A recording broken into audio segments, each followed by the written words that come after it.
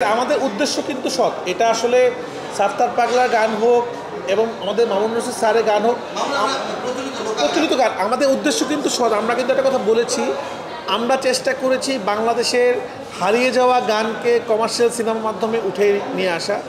এবং আমার কাছে মনে হয় এটা আমাদের দায়িত্ব, যেহেতু আমাদের সিনেমা মানুষ দেখে, মানুষ আমাদের সিনেমা নিয়ে উৎসব করে।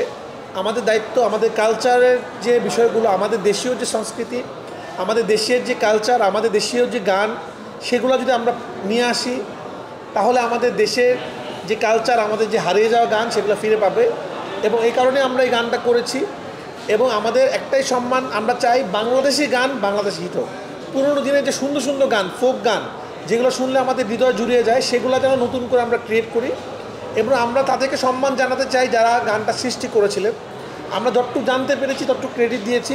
আপনারা যদি জানেন, আরও কারোর নাম আমাদেরকে বলেন, আমরা সেটাও ক্রেডিট দিব এবং তাদেরকে রেসপেক্ট করব। তাদেরকে আসলে আমরা সম্মান জানানোর জন্য এই গানটা করেছি। এবং আমরা দর্শকদের প্রতিশ্রুতি দিচ্ছি, সামনে ইনশাল্লাহ আমরা এই কাজগুলো করব।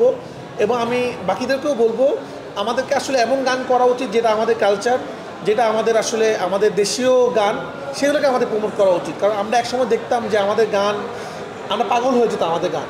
কিন্তু আমরা কিন্তু লাস্ট সিনেমা থেকে এটা শুরু করেছি। এখন কিন্তু বিয়ে সাজিতে গেলে আপনি আমাদের গান দেখবেন। একসময় কিন্তু বিয়ের মধ্যে হিন্দি সিনেমা গান বাজতো, এখন কিন্তু বাংলা গান বাজে, দুষ্টু কোকিল বাজে, লাগে উড়াদোড়া বাজে, এখন লিচুর বাগান বাজবে। তো ইনশাআল্লাহ সামনে এরকম বাংলা গান বাজবে, বাংলা গানে জয় জয়কার হবে। আমরা চেষ্টা করছি মিউজিক ইন্ডাস্ট্রিও চেঞ্জ করার জন্য। তো যাই হোক, একটা সিনেমা ইন্ডাস্ট্রি যখন চেঞ্জ হয়, তখন সব কিছু চেঞ্জ হয়। আপনাদের একটা জিনিস খেয়াল করবেন, কিছুদিন আগেও কেউ কল্পনা করতো না একটা সিনেমাতে এত জন স্টার কাজ করবে। তো এটা কিন্তু আমরা ঘটিয়েছি, বাংলা সিনেমার জন্য ঘটেছে, সামনে আরও ঘটবে। তো আপনারা সাপোর্ট করেন বাংলা সিনেমাকে, যেভাবে সবাই সাপোর্ট করছেন। ইনশাআল্লাহ বাংলা সিনেমাকে আর ছোটো করে দেখার সুযোগ নেই, বাংলা সিনেমা তার জায়গা দখল করে নিয়েছে।